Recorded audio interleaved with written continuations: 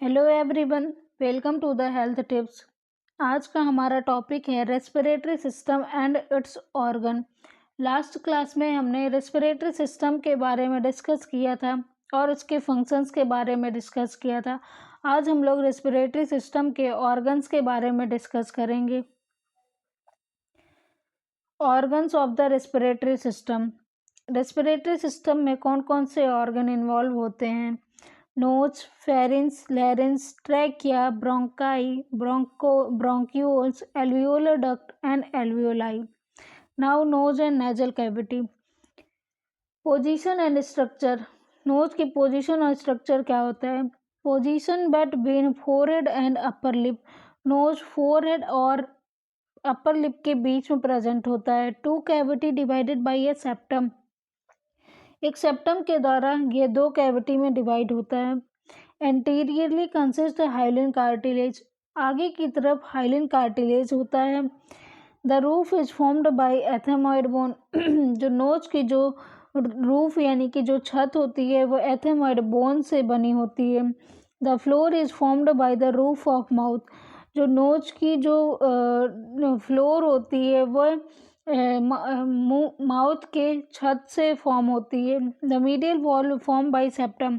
जो medial wall बीच की wall होती है वो सेप्टम से फॉर्म होती है। And the lateral wall form by the maxilla. जो साइड की वॉल होती हैं वे मैक्सिला से बनती हैं। इसके function. First, respiratory passage, warming, filtering and cleaning, humidification. Now pharynx. Pharynx के पोजीशन और स्ट्रक्चर देखते हैं।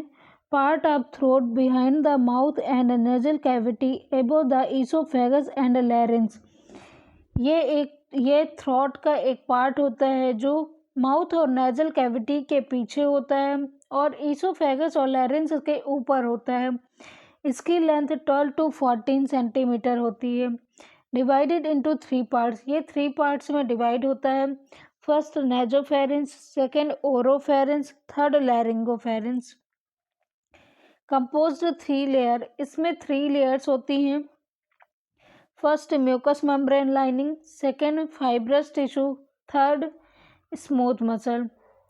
अब इसके फंक्शन देखते हैं। Passageway for air and food. ये एयर और फूड को पैसेज प्रोवाइड करता है। Warming and humidify. Mucous membrane को वार्म और ह्यूमिडिफाई करता है। टेस्ट प्रोवाइड करता है। हियरिंग एंड प्रोटेक्शन में भी हेल्प करता है। Now larynx. लैरिंक्स के पोजीशन और स्ट्रक्चर देखते हैं। लैरिंक्स और voice box extend from the root of tongue and front of the laryngopharynx at the level of third, fourth, fifth, sixth cervical vertebra. Lungs को larynx को voice box भी कहते हैं। ये टंग की रूट से निकलता है और लैरिंगोफेरेंस के सामने होता है।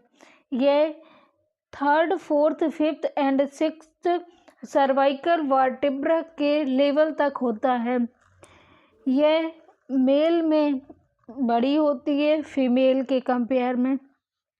It compose several irregular shaped cartilage. इसमें बहुत से इरेगुलर शेप्ड के कार्टिलेज पाए जाते हैं, जैसे 1 thyroid cartilage, 1 क्राइकॉइड cartilage, 2 अरिटिनॉइड cartilage.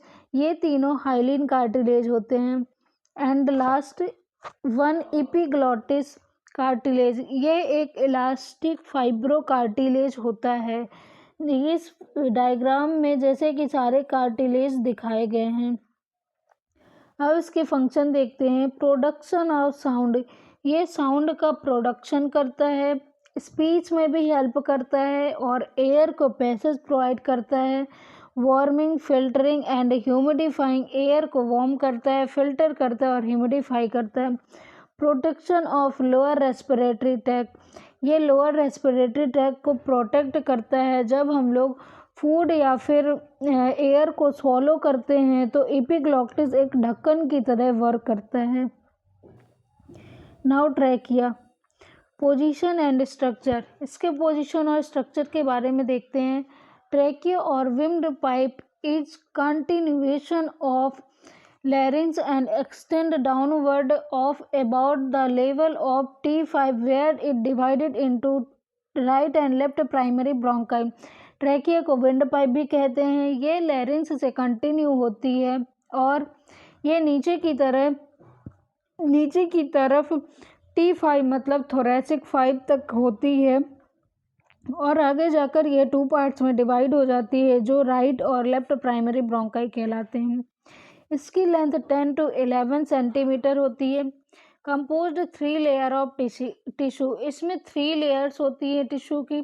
First fibrous and elastic tissue, second smooth muscle, third ciliated columnar epithelium. Held open by 16 to 20 incomplete cartilage ring C-shaped। Trachea में incomplete rings मतलब कि सी शेप की cartilage ring पाई जाती हैं। इसके function होते हैं support and patency, mucociliary escalator, cough reflex, warming, humidify and filtering.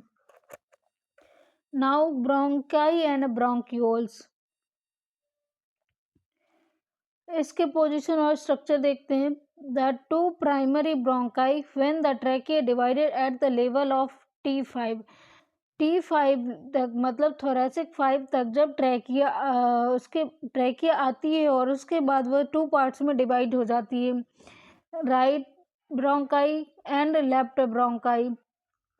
The right bronchus is wider, shorter and 2.5 centimetre long. जो राइट साइड की ब्रोंकाई होती है वो लेफ्ट साइड की ब्रोंकाई से चौड़ी होती है और छोटी होती है और इसकी लेंथ जो होती है वो 2.5 सेंटीमीटर लॉन्ग होती है।